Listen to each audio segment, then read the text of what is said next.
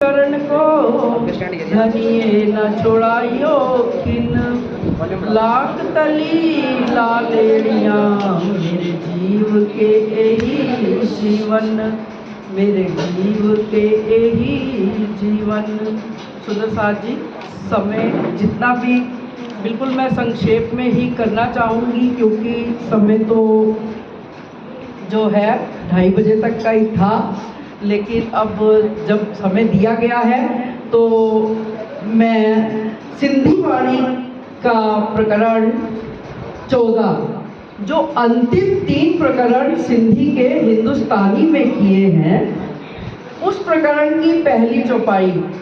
सुनो रूहे अरश की जो अपनी बीतक, जो हमसे लटी भई ऐसी करे न कोई मुतलक, ऐसी करे न कोई मुतलक। सुंदर साथ जी, आप हक श्री राज जी महाराज पूर्ण ब्रह्म परमात्मा अक्षरातीत श्री महामती जी के धाम हृदय में विराजमान होकर जब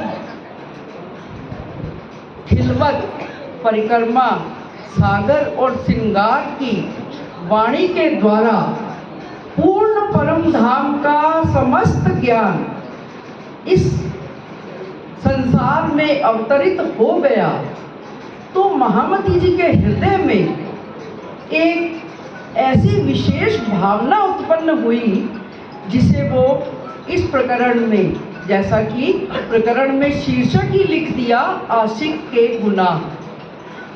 यदि हम परब्रह्म के आशिक हैं तो हमसे क्या गुनाह हुआ, ये महामती जी अपने हृदय के भावों को हम सबको बता रहे हैं। किस प्रकार से उन्होंने ऐसा क्या गुनाह कर दिया। सुंदर साथ जी, वैसे तो इस संसार में परब्रह्म के पहचान की सारी बातें इशारतों के रूप में अनेक शास्त्र पुराणों में लिखी हुई थी, किंतु उनके गुच्छ भेदों को कोई भी समझ नहीं पाता था कि एक पूर्ण ब्रह्म परमात्मा कौन है, कुल्हू अलहद अल्लाह कौन है, सुप्रीम ट्रुथ गॉड कौन है। नानक एक को सुमरिए जन्म मरण कट जाए, कहते तो सब एक ही खुदा थे, लेकिन वो एक खुदा है कौन, उसकी पहचान, पूरी पहचान। किस तरह से पूरी पहचान, हम किसी व्यक्ति को भी इस संसार में पूरी तरह किस तरह से जानते हैं। पहले उसका नाम, उसका घर, वो करता क्या है, क्या कार्य करता है, कैसा है दिखने में, ये सारी बातें। तो अल्लाह ताला पूर्ण परमात्मा का मूल निवास स्थान क्या है, उसका स्वरूप कैसा है, उसका श्रृंगार कैसा है और उसकी लीला कैसी है, ये कोई भी आज तक के संसार में जान ना सका था। वही महामती जी के धाम हृदय में, क्योंकि अभी हम भजनों कीर्तनों के माध्यम से हमने परम धाम का भी वर्णन सुना, और चितमनी भी हमारी बहन जी ने कराई कि परम धाम हमारे हृदय में देखने की इच्छा हो रही है। ये इच्छा, ये परम धाम की बातें हम किस तरह कर रहे हैं, क्योंकि ये पूर्ण ज्ञान, मार्फत का ज्ञान, जिसे पूर्ण ज्ञान कहते हैं, 9 प्रकार की भक्ति के बाद जो 10वीं भक्ति है प्रेम लक्षणा भक्ति, उसके विषय में जो ज्ञान की बात कही गई, जिस ज्ञान के द्वारा हृदय में परब्रह्म के प्रति प्रेम उत्पन्न हो, ये ऐसा ज्ञान हम सबको मिल गया है। और मिला भी क्यों है, क्योंकि हमारी पूर्ण ब्रह्म परमात्मा अक्षरातीत से निस्बत है। अभी वो प्रणामी धर्म का परिचय हमारे डॉक्टर साहब दे रहे थे, वह यही बता रहे थे कि प्रणामी धर्म का मूल क्या है, कि हम परब्रह्म को अपने पति के रूप में और स्वयं को अर्धांगिनी के रूप में मानते हैं। तो पति आत्मा का जो पति है और अर्धांगिनी हमारी आत्मा है। जैसे सूर्य और सूरज की किरणें कभी जुदा नहीं हो सकती, सागर और सागर की लहरें कभी अलग नहीं हो सकती, उसी प्रकार से हम ब्रह्मात्माएं अपने परब्रह्म से कभी जुदा नहीं हो सकती। या हम दूसरे तरह से भी कह सकते हैं कि परब्रह्म हम अपनी अंगनाओं को स्वयं से कभी जुदा कर नहीं सकते। तो सुंदर सार जी, महामती जी क्या फरमा रहे हैं, सुनो रूहे अरस की जो अपनी बीतक। महामती जी अब किस बीतक के बारे में हमें बता रहे हैं, वो अपनी बीतक जो हम सब सुंदर सार के लिए भी एक सिखापन के रूप में है कि वो उस समय को याद कर रहे हैं कि जब सतगुरु देवचंद्र जी के रूप में आकर स्वयं श्री राजी महाराज ने उनकी आत्म को जगाया। वो यही कह रहे हैं इंद्रावती सखी कि सुनो रूहे अरस की जो अपनी बीतक, मैं तुम्हें अपनी बीतक के द्वारा समझा रही हूँ, यह बताना चाह रही हूँ कि मुझसे कौन से गुनाह हो गए। तो सुंदर सार जी, गुनाह क्या हुए कि कौन अपने परम धाम की, एक संसार में हम साधारण रूप से भी देखें, पति पत्नी अपनी जो गुज बातें होती हैं वो संसार के सामने जाहिर नहीं करते, उसी तरह लेकिन इंद्रावती सखी के मन में क्या विचार आ रहा है कि मैंने ये कैसे गुनाह कर दिया कि परम धाम की सारी बातें, खिलवत की सारी बातें, अपने श्यामा महारानी का सारा श्रृंगार मैंने इस संसार में वर्णित कर दिया, जहां पर उसे कोई समझ भी नहीं पाएगा। इन चरम चक्षुओं से, इन चरम दृष्टि से कोई उस ज्ञान की तह तक नहीं पहुंच पाएगा। ये गुनाह मुझसे हो गया है।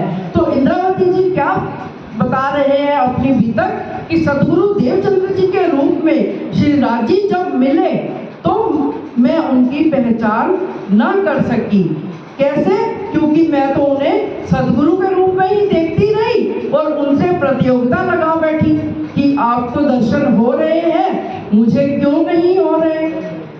ये बात की तड़प उनको ये लगा कि ये मुझसे बहुत बड़ा गुनाह हो गया है। इस गुनाह का भी पता उन्हें कब लगा, जब वो अरब से आकर 4 वर्षों का उन्हें बिछोह हो गया। हम सब बीतक जानते ही हैं, सब सुंदर साथ बैठे हैं, बाकी जो नए आए हैं वो धीरे धीरे जब बीतक सुनेंगे तो उन्हें ज्ञात हो जाएगा कि जब अरब से आने के पश्चात सदगुरु देवचंद्र जी ने उनसे प्रणाम स्वीकार नहीं की तो वो 4 वर्ष तक उनसे जुदा रहे। फिर सदगुरु देवचंद्र जी ने स्वयं उनको चिट्ठी लिख करके बुलाया, फिर भी उनका आना यथाशीघ्र संभव नहीं हो पाया। किसी तरह से जब उनका मिलन हुआ तो 22 दिनों तक उनसे जो गुज वार्ता हुई, तब भी महामती जी कहते हैं मेरी आत्म जागृत ना हो सकी, ना पहचान सकी कि ये धनी मेरे सामने साक्षात बैठे हैं। तो अब उसके पश्चात धनी जी के जाने के पश्चात, सदगुरु जी के अंदर ध्यान के पश्चात जब बिहारी जी को भी गादी पर बिठा दिया और इसी कारण जब वो राजा के यहाँ नौकरी करने लग गए तो उनको किसी आरोप में फंसाकर जब जेल जाना पड़ा, हफ्ते में जाना पड़ा, तब वहां पर जो विरहा उत्पन्न हुआ तो वो कह रहे हैं कि सुनो मेरी सैयलरी साह आए थे मेरे घर, मैं पहचान ना कर सकी पीऊ चले पुकार पुकार। तब उन्हें ये ज्ञात हुआ कि सतगुरु धनी देवचंद्र जी के अंदर तो मेरे धाम धनी युगल स्वरूप में साक्षात विराजमान थे। तब वो तड़प तड़प कर कहते हैं कि सबसे बड़ा गुनाह तो मुझसे यही हुआ कि मैं अपने सतगुरु के रूप में बैठे हुए अपने धनी को नहीं पहचान सकी। दूसरा गुनाह कि जब पहचान हुई, धनी हमारे ने मेरे को सारा कुछ समझा के और मुझसे ही इस संसार में ये सारा वर्णन करवा दिया।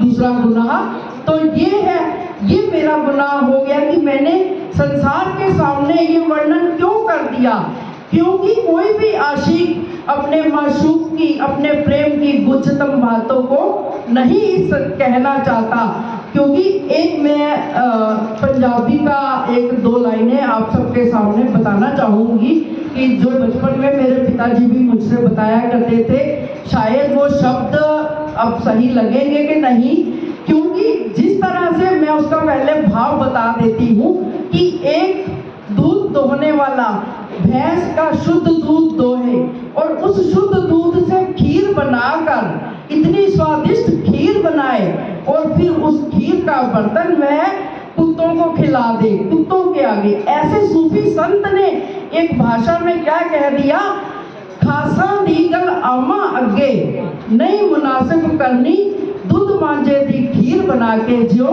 कुत्तिया अगे धरनी। अर्थात महामती जी के हृदय में इतनी तड़प हो गई कि मेरे से इतना बड़ा गुनाह हो गया कि मैंने परम धाम के खिलवत खाने की विशेष बातें, आज हमारे निजानंद संप्रदाय में बच्चा बच्चा हमारी श्यामा महारानी के श्रृंगार को जानता है, उसका वर्णन केवल वही रूह समझ सकती है, नहीं तो समाज वाले तो शरीर में ही खो जाएंगे। इसीलिए उन्होंने पहले रास वाणी रखी, रास में जो श्रृंगार का वर्णन किया वो सबसे जो पार होकर जो आत्म दृष्टि से जागृत होएगा वही अपने जीव को जागृत करेगा, किरंतन और खुलासा तक प्रमाण लेगा, फिर परम धाम की कुछ बातों में खोते हुए खिलवत परिक्रमा सागर और श्रृंगार की वाणी को हृदयंगम करेगा, वही जान सकता है। साधारण व्यक्ति इस विशेष बातों को जान नहीं सकता। ऐसा महामती जी के हृदय में गुनाह हुआ, उनको ऐसा अनुभव हुआ। तो हम अब ऐसे गुनाह ना करें कि कोई पात्र देखे बिना, क्योंकि देखिए मैंने एक बात एक स्थान पर पढ़ी कि श्री कृष्ण जी ने जब गीता का उपदेश दिया तो अर्जुन की मनस्थिति के अनुसार दिया, क्योंकि उनका मन अर्जुन का विचलित था, इसलिए उनके मन को स्थिर करने के लिए गीता के उपदेश दिया और साथ ही साथ परब्रह्म का ज्ञान भी उसमें से इशारों में बता दिया। क्षरा सर्वाणि भूतानि कूटस्थो अक्षरा उच्यते उत्तमा पुरुषार्थ अन्य परब्रह्म की उदरते। और भी जो कि प्रेम लक्षणा भक्ति द्वारा ही ईश्वर को पाया जा सकता है। तो अर्जुन ने जब युद्ध समाप्त होने के पश्चात फिर से ये ज्ञान सुनने की इच्छा की तो वो नहीं सुना सके। इसी तरह एक गीता और है जिसको महागीता कहा जाता है, जो अष्टावक्र ने राजा जनक जी को सुनाई थी, क्योंकि राजा जनक अध्यात्म की 4-5 भूमिकाओं को पहले ही पार कर चुके थे, इसलिए उनको आत्मिक ज्ञान की आवश्यकता थी। तो हम भी जैसा पात्र देखें वैसी ही बात हमें करनी चाहिए। इस चौपाइयों के द्वारा महामती जी आशिक के जो गुनाह हैं उनको अपने अनुभव के द्वारा बता रहे हैं। तो सुंदर सा जी आइए चौपाई दोहराते हैं। सुनो रूहे अर्श की, जो अपनी बीतक, जो हमसे लटी भई, ऐसी करे न कोई मुतलक, ऐसी करे न कोई मुतलक, ऐसी करे न कोई मुतलक। बोलिए श्री प्राणनाथ प्यारे